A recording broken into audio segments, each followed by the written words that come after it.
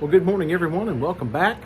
I kind of a follow-up on that rocking chair. I been looking for a footstool that would match up with it, and I finally found one on eBay. Now, I found it a while back, and I've just kind of been bouncing back and forth, asking questions about it and stuff. It's he's claiming it's around 1920s or 30s, and as far as the wood that this is made out of, it's a match to the rocking chair. So I've gone ahead and I've ordered it from him.